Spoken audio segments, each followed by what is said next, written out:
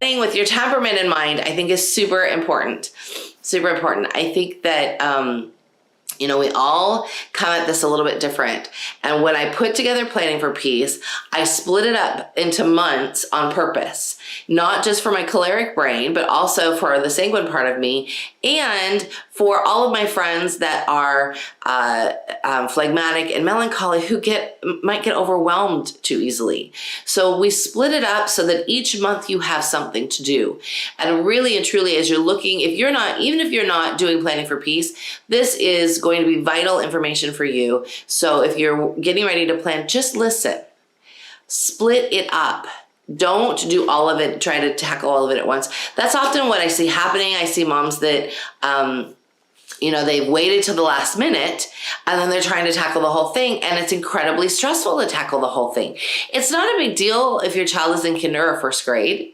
But once they get, especially third grade and beyond, there's so much more that you are trying to bring to that child that you really want to be sure that you are tackling everything. Okay, really want to make sure that regardless of whether or not you're using our curriculum, our planner, or what have you, that you take the time to split up your planning and that you start now.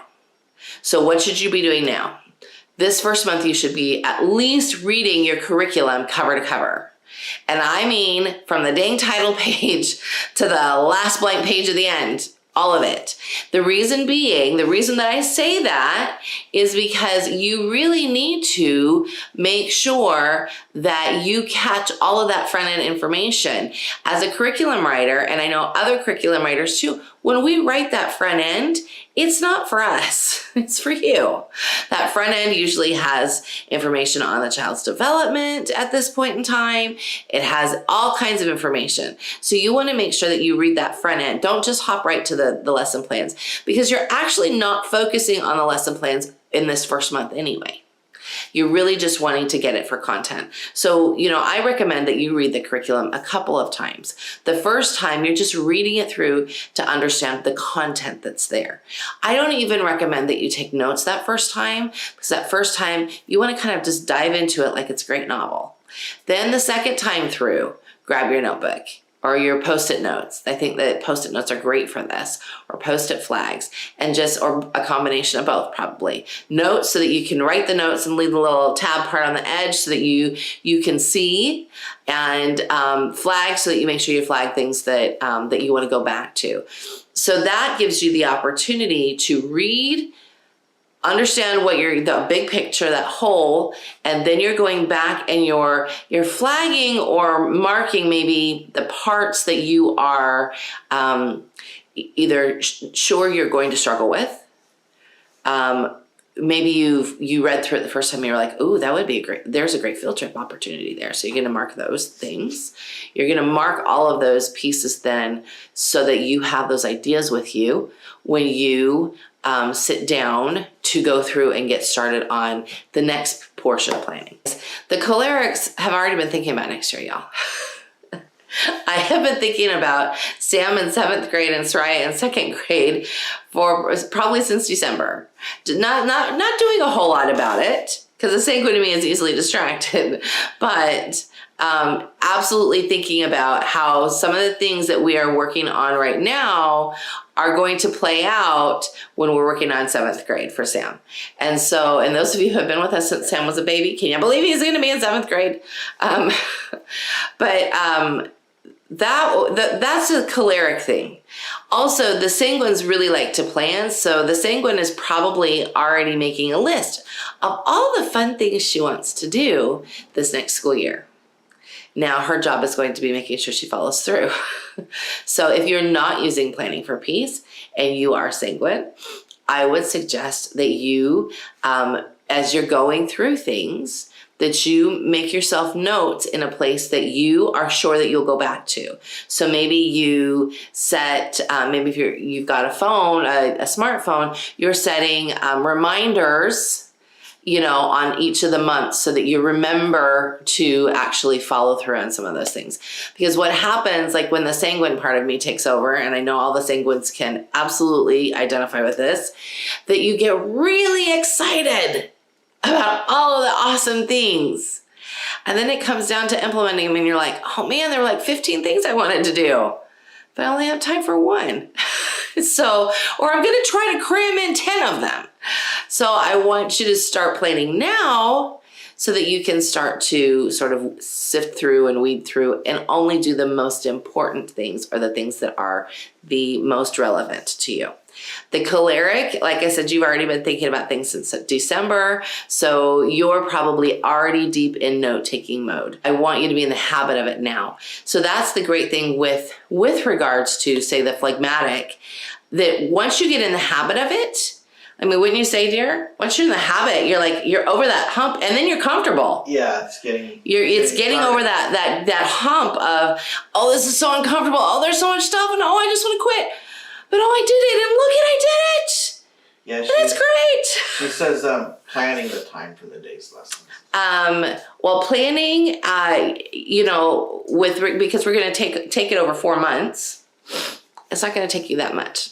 I would say at this point, especially in months 1 and 2, you're looking at maybe an hour a week, maybe. A lot of it is process. It's about what's going on up here between your ears.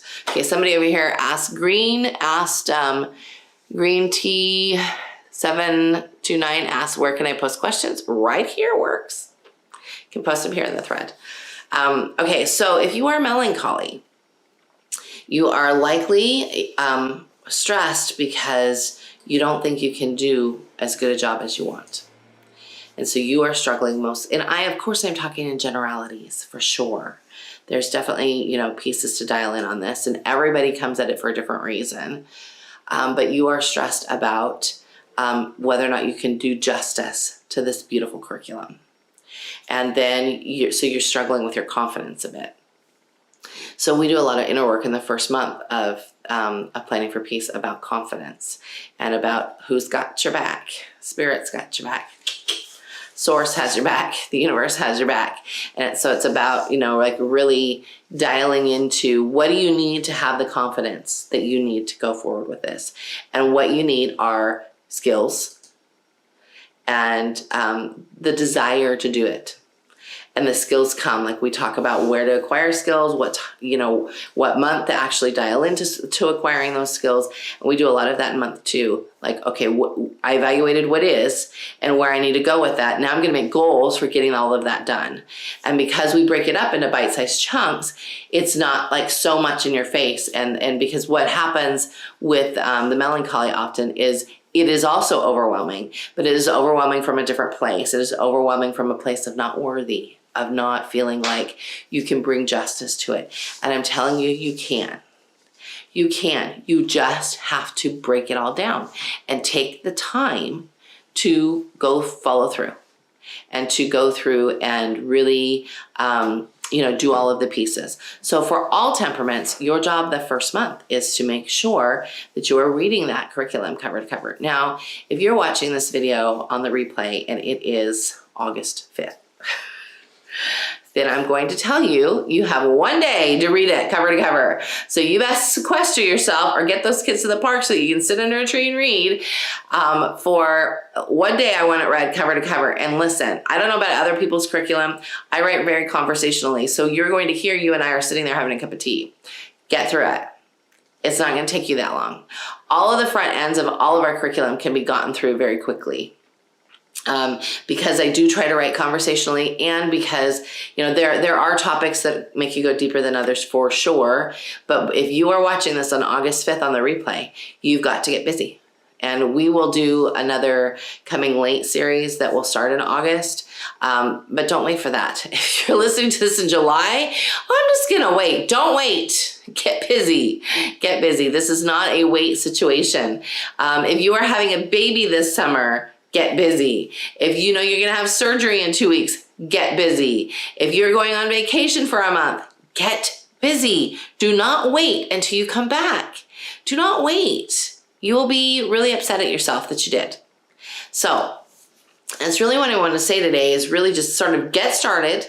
And even if you're not part of Planning for Peace, we'll do a little bit of, I will do a planning video probably once a month.